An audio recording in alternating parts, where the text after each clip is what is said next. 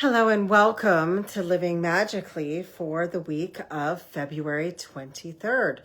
We have such a big liminal in-between going on right now.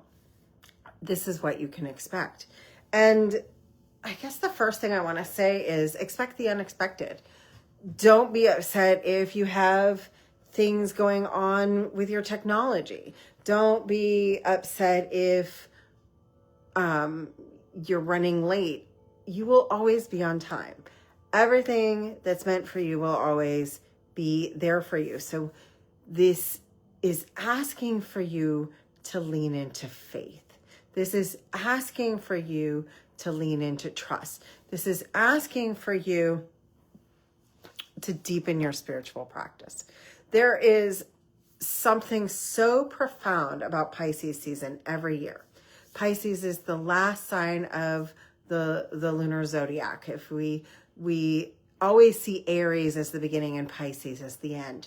So with everything changing, and that 0 point degree last week did reset. So it's kind of like you turn off the computer and you reset, and you have to put all the new programs on. You have to look at, do I want to put this program back into my life? Do I want to be available for this? Do I want to be, what do I want? What do I not want? And it's not that you have to go out and become something else. This is what's different about what's happening right now. This is what is so profound about what's happening right now. And we've been burning it down. We've been shedding our skin. This isn't about that anymore. We're now the divine builders. We're the architect of our reality. We are creating now. Pisces, and happy birthday to all my Pisceans. We love a good Piscean. Happy birthday, Miss Marissa. Happy birthday, Patrick. Happy birthday to all my beautiful Pisces, because there's about 20 more of you. But these are the two living magical work frame Pisces. And there's so many of you in our group. So I love you all. And I'm not going to say any more names because I might miss somebody. So here's what I'm going to say. First off, we are now deep into the Pisces season.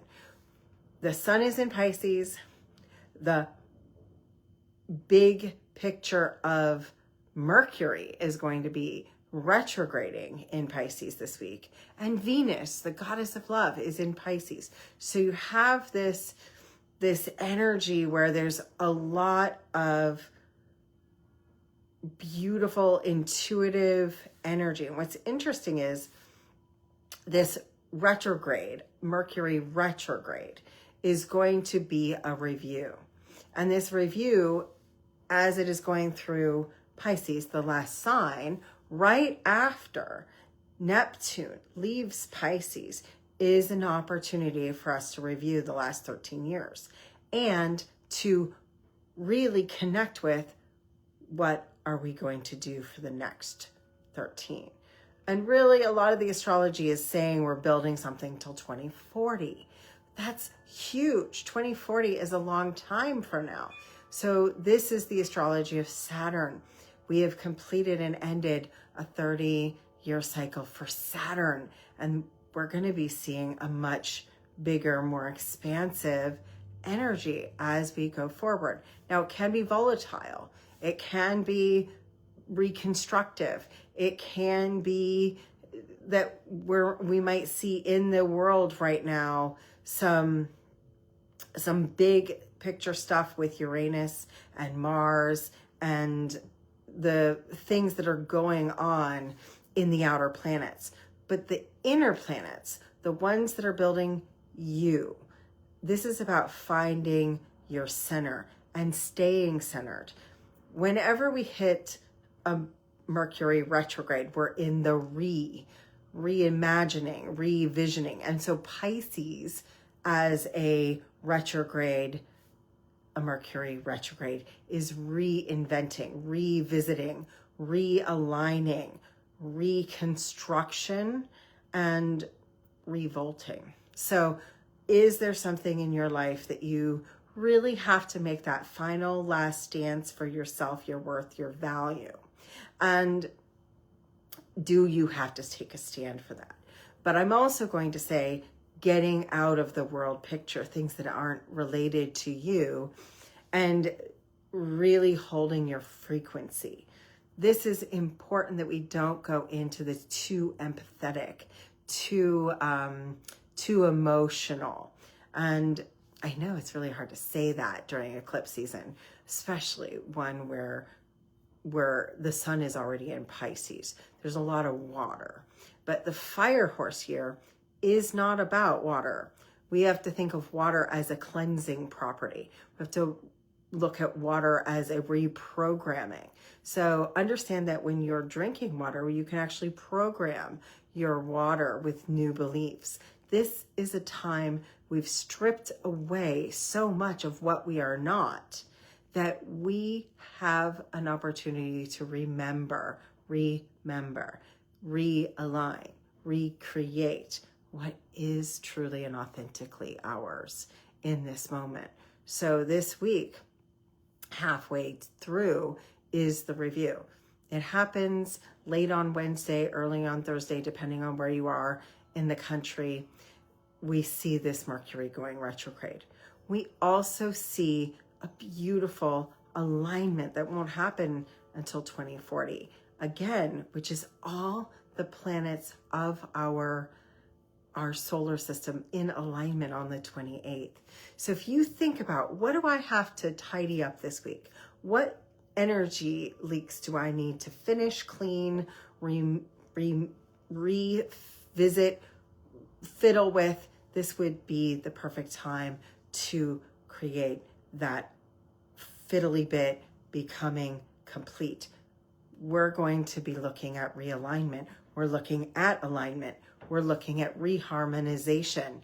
How are you going to be harmonized? How are you going to affect the coherent field of miracles by being coherent yourself?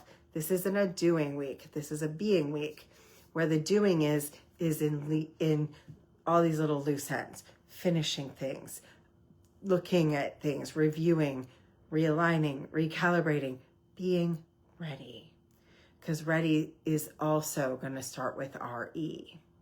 And so this is time, as we start getting the momentum, to also rest. Rest is one of the other RE words for this time frame. And it might seem a little strange, right, to say rest in the middle of a fire horse year. You're thinking momentum with the horse. But in between eclipses, especially two fiery eclipses like we are having here, because it's a blood moon eclipse, completely visible on 3 at 3:30 in the morning. It's like 1 to 5 a.m. in the morning in Florida.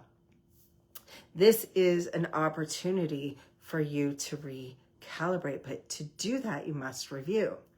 And to do that, you must not be in motion. It's really hard to review when you're running and your brain's running and everything is in huge momentum. First, you must set the GPS. This is the week where we are setting our GPS, not just for this year, but for a very long time.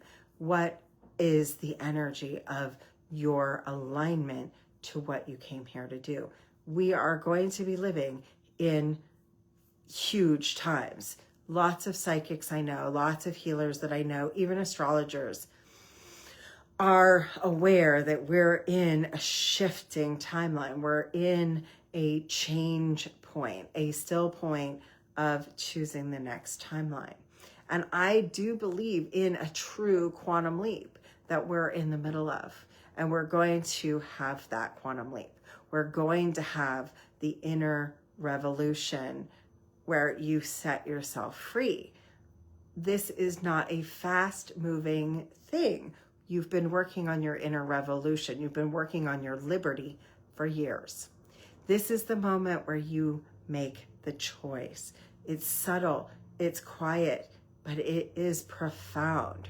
When you actually declare for yourself in your mind, in your vibrational field, and then create harmony within your body, harmony and alignment and coherence within your field, you set yourself on a trajectory for a vibrational imprint. And this imprint, the one that you're creating now, will set the stage for quite some time. So what are you aligning to? Who are you being? How are you reacting? So if you're at cause right now, if you're reacting to social media, and I know if you're listening to me, you're on social media, but choose wisely. And this is choose your thoughts, choose your words. Really be careful with the words you're using.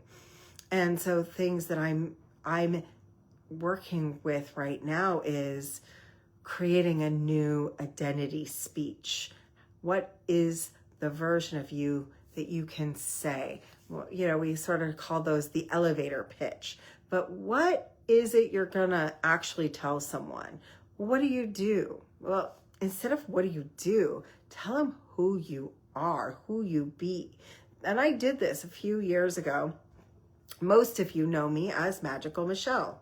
That wasn't just by accident. That wasn't just branding. That was a decision. That was a decision that I was going to live a magical life. That was a decision that I was going to vibrate in love, miracles, magic. It was a decision I was going to travel the world.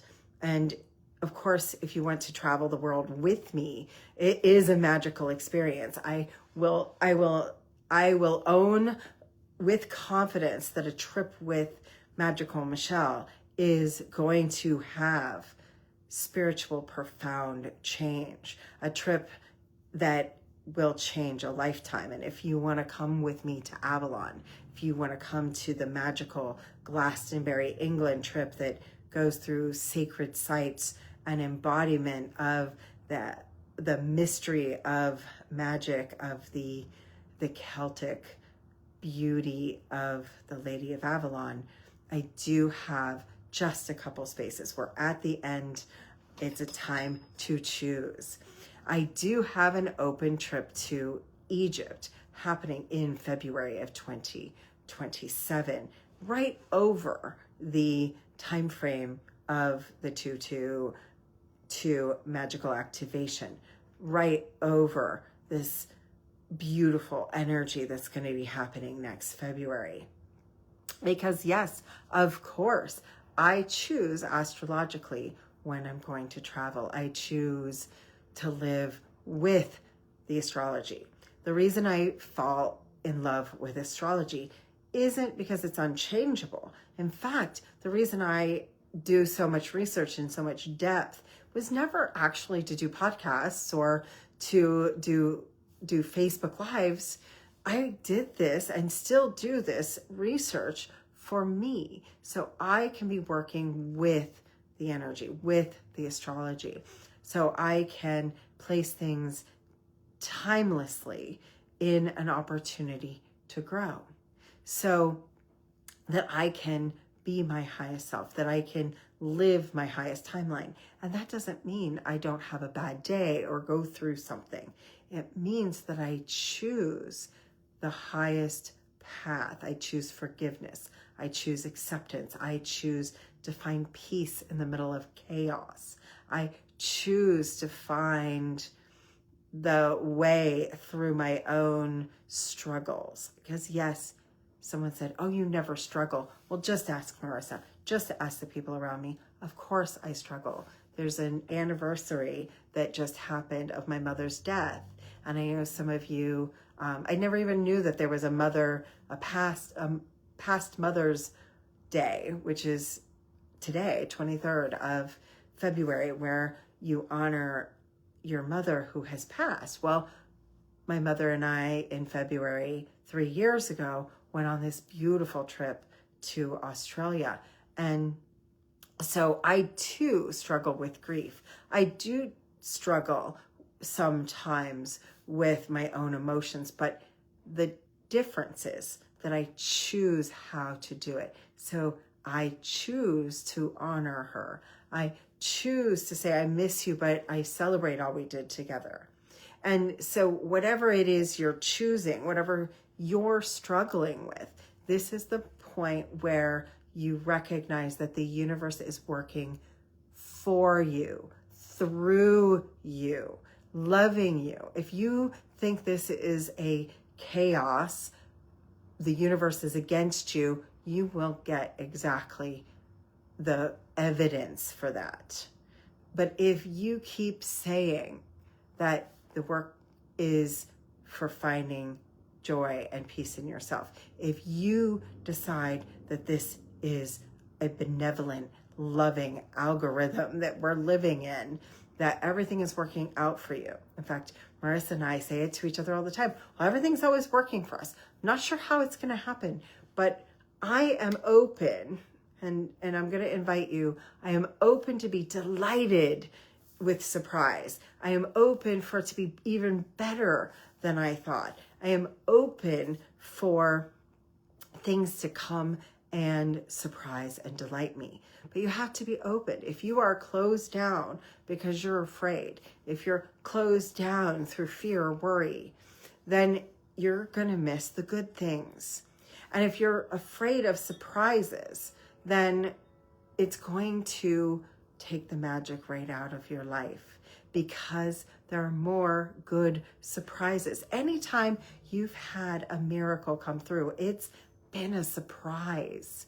So remember that surprises can be good. I know we sometimes are looking at this stuff that's going on, and it feels like we're in some kind of reality show that you're going to look and say, is this really happening? And the answer is that it is happening. Deconstruction has to happen for reconstruction to happen, realignment to happen.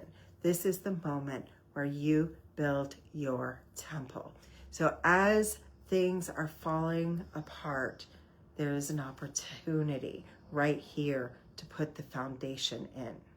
So with the year of the fire horse, this is when the horse stops and rests. This is that moment where the horse is saying, I'm going to be the divine spark. I'm going to have momentum, but I have to put the directions into the GPS and see where I'm going. I've got to know where I'm going. I don't want to just run around aimlessly. I want to run toward my future instead of away from it. This is really important. Are you running toward your future with your momentum? If not, there is still a little bit of letting go of an old identity. With the new identity that you're choosing, with this new identity that you are gaining, remember that you're divine. Remember that you're a being of love and light. Remember and be the frequency of. Because if you're the frequency of fear, worry, concern, depression, anxiety, and again, I struggle with grief and other things too. I'm not saying spiritually bypass. I'm 100% not saying spiritually bypass. I am saying do the inner work. I had a beautiful client this morning. Thank you so much. You know who you are. And we went deep. We went 2 hours deep into forgiveness. We forgave the situation. We accepted the situation. We forgave that they got themselves into the situation, and then accepted that they're actually stronger because of it. We went to the higher self of those that she needed forgiveness from.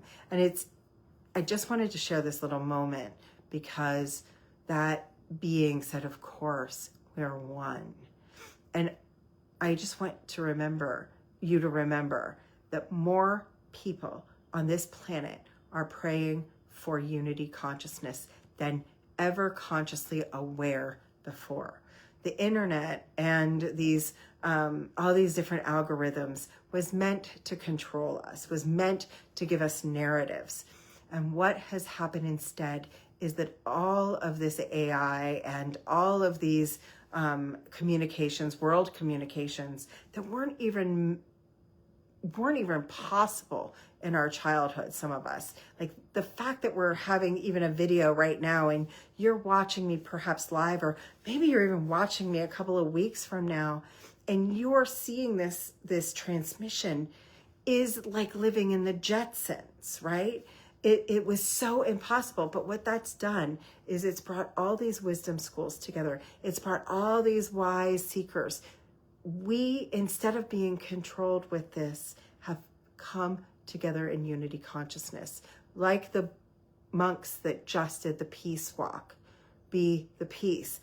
Work on your inner temple. Work on your inner dialogue. Remember that you are the one. You are unified with the field. We are all one.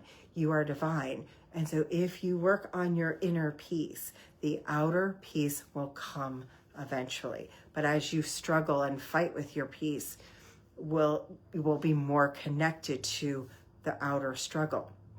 So find your inner center, find your inner peace. If you need some work with that, I have a program for deep dive called Design Your Destiny. I have a program to do community, which is called Living Magically. So there's something for everyone. If you're in person, we have Soul Circle on Monday nights at the Urban Ashram, three Mondays a month. So just remember that you don't have to walk this path alone, but you should choose who you're walking it with. So let's walk the path of peace. Let's walk the path of inner unity. Let's walk the path of choosing to forgive yourself and everyone else, choosing to accept where we are and be the change you want to see in the world. That's the choice point that's happening. That's Pisces. That's this new age, new era, new destiny that we're deciding on. So if you want to design it intentionally, send me a message. We'll get on a call and let's do this together.